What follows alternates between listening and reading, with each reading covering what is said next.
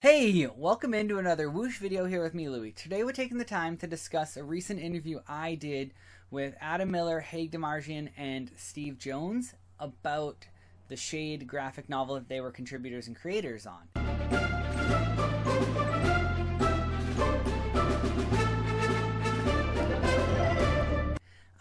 I will say, full disclosure, the description for the Shade does say that it is the physical embodiment of anxiety, depression, and those sorts of things. So if that is something that triggers you, I would maybe not seek out this book.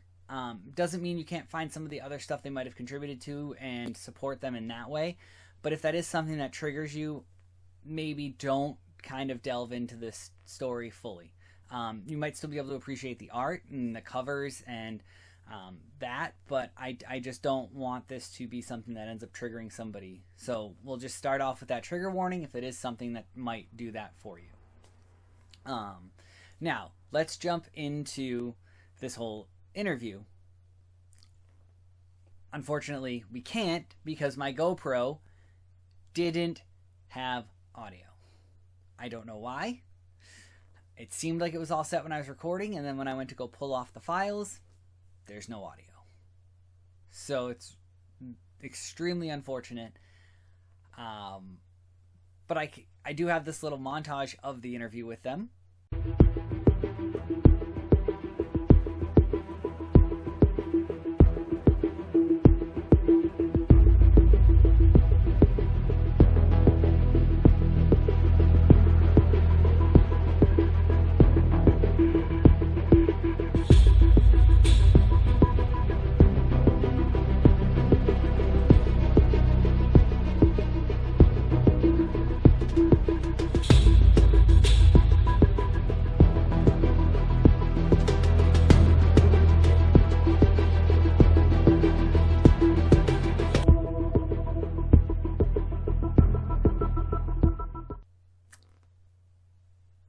And I can't praise them enough for how nice and forthcoming and just willing to talk about everything with the book, behind the scenes, the promotional tour that they were on, all of that.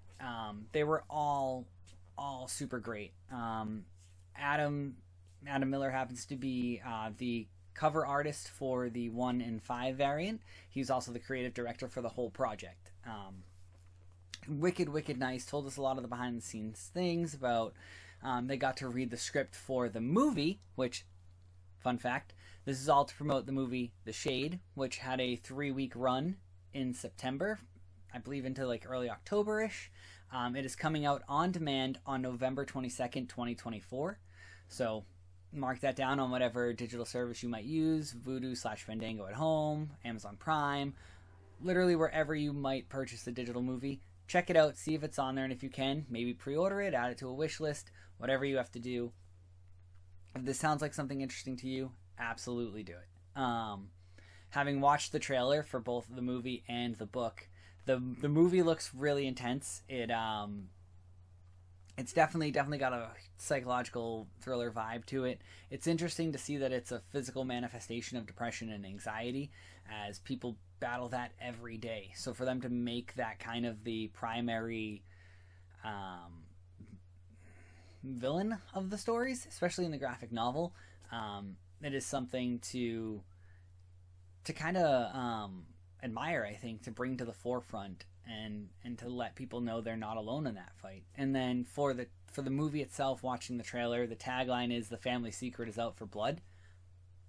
I mean, there's definitely some stuff going on in that trailer that it's a horror movie, and it is terrifying at some aspects. So definitely go to redkingcinema.com and check out the trailers for both the graphic novel and the movie if you have a chance.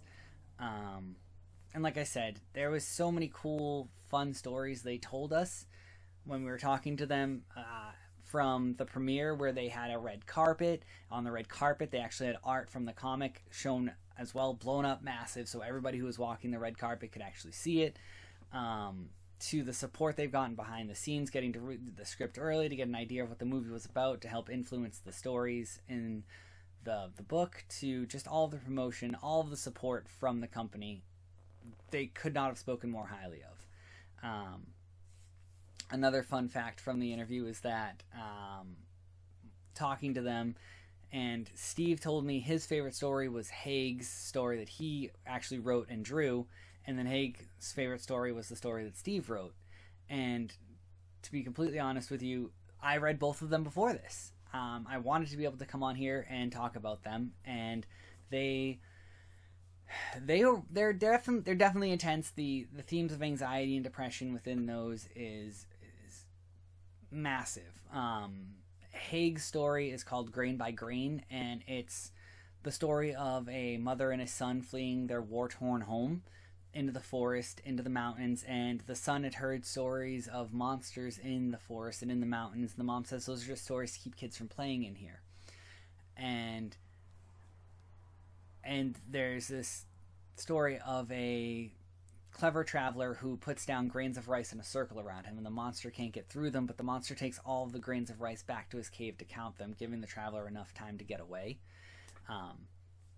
And the theme of the monster being depression is heavy throughout this story. So again, I'm not going to spoil all of it, but I read that story and I was blown away by it being a short story but having such a massive message in it. It was astounding.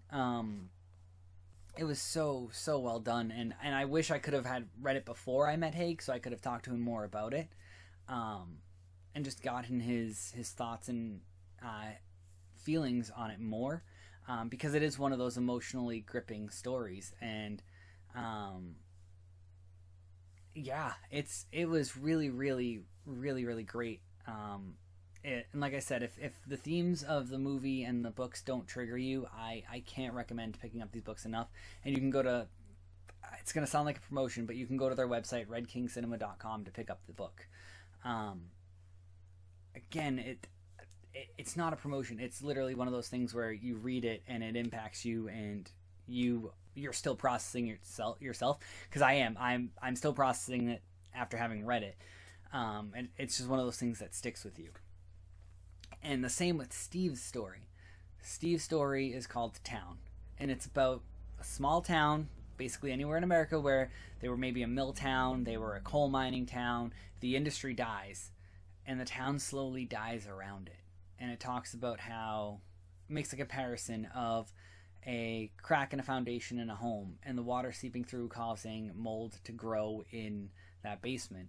And the fact that the town and the foundation of the town, the businesses, the schools, the people, they all leave, and then something is coming in through that crack and affecting the town and causing, again, depression, anxiety, all of those feelings of being alone, and all that to seep in and start to deteriorate the people of the town and make them angry and that stuff. And the guy's investigating, because it's a physical manifestation, it's not just a mental manifestation in these books. So it's a really important thing to talk about, a message to get out there, and these books and these stories do it so well. Again, I wish I could have read Steve's beforehand so I could talk to him about it, because being someone who's from Massachusetts, who's seen the mill towns, who's seen